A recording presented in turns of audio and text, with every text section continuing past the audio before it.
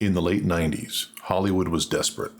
The Indiana Jones franchise was gathering dust, and Universal Pictures was sitting on a monster legacy that felt, well, ancient. They wanted a horror movie. What they got instead was a swashbuckling masterpiece that proved Brendan Fraser wasn't just a guy who looked good in a loincloth. He was a genuine movie star.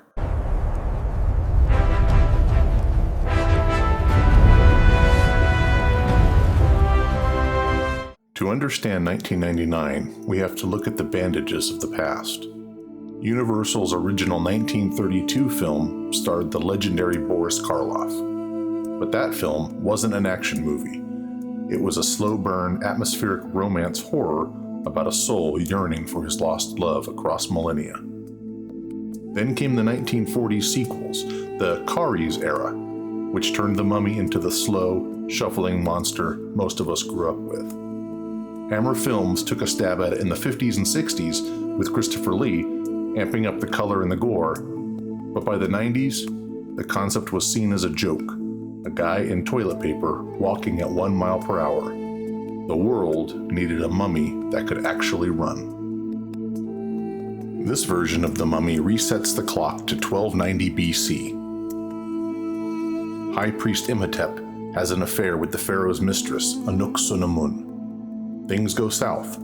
The pharaoh ends up dead, and Imhotep is cursed with the Homdai, being buried alive with flesh-eating scarab beetles. Flashing forward to 1923, Rick O'Connell, a roguish adventurer, joins forces with librarian Evelyn Carnahan and her brother Jonathan. They head to the city of the dead, Hamunaptra, looking for treasure. Instead, they accidentally read from the Book of the Dead, wake up a very cranky, very decomposed Imhotep, and kick off 10 biblical plagues. It speaks of the night and of the day.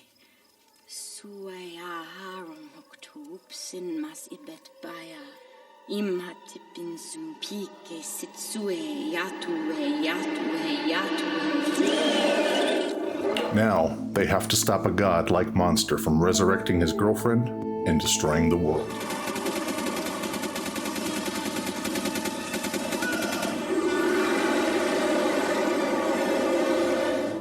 What ensues is an adventure that channels the fun and family-friendly horror of the Indiana Jones franchise, but is also something original, paying homage to one of the great movie monsters of the past. Universal originally wanted a low-budget horror flick. They approached horror icons Clive Barker, George A. Romero, and Joe Dante, but the studio eventually moved away from the R-rated nightmare and towards a 4-quadrant blockbuster. In other words, one aiming for universal appeal, targeting all 4 major demographics. Enter Stephen Sommers. His pitch? Raiders of the Lost Ark with a monster as the villain. Simple, expensive, and exactly what the studio needed. But making The Mummy was no vacation. The cast faced 120-degree heat in Marrakesh and massive sandstorms. But the most terrifying moment? The star's near-death experience. Brendan Fraser actually stopped breathing during the hanging scene in the prison, when the rope was pulled too tight. Fraser blacked out and had to be resuscitated. He later said his heart literally stopped on that set.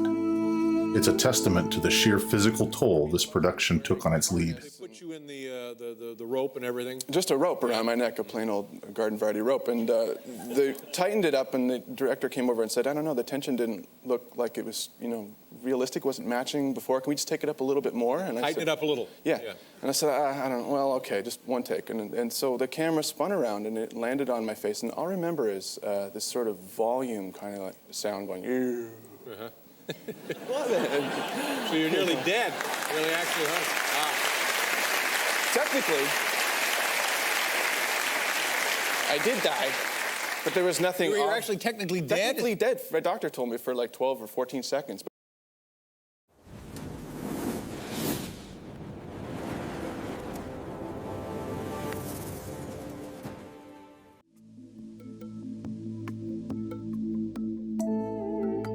Stephen Sommers nixed the full-body tattoos originally planned for the Magi because he thought Oded Fehr was too handsome to cover up with ink.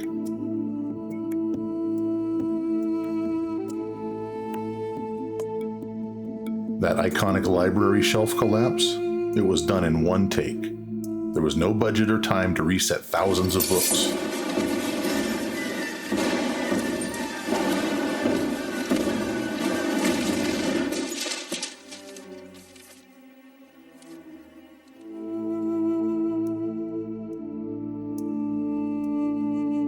While the mummy himself was digital, those swarming locusts were mostly real. The actors had them crawling all over them for authentic reactions.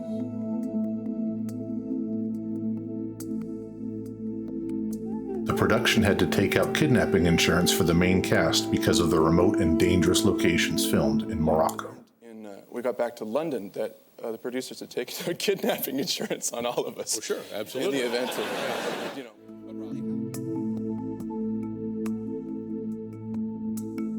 As a testament to how successful this movie was right out of the gate, according to director Stephen Sommers, Universal phoned him in the morning after this movie was released and said, "We need another one." Earning a reported worldwide gross of nearly $420 million off an estimated budget of $80 million, The Mummy was a hit, not just financially, but also for Brendan Fraser's already successful career. The 1999 Mummy is the perfect action-adventure cocktail. It's funny, scary, romantic. It's a reminder of why we go to the movies in the first place. With the Renaissance in full swing, fans are louder than ever for a Mummy 4. But what do you think? Does it hold up? Or is it better left buried? Let us know in the comments. Don't forget to like and subscribe for more deep dives into your favorite classics. See you next time.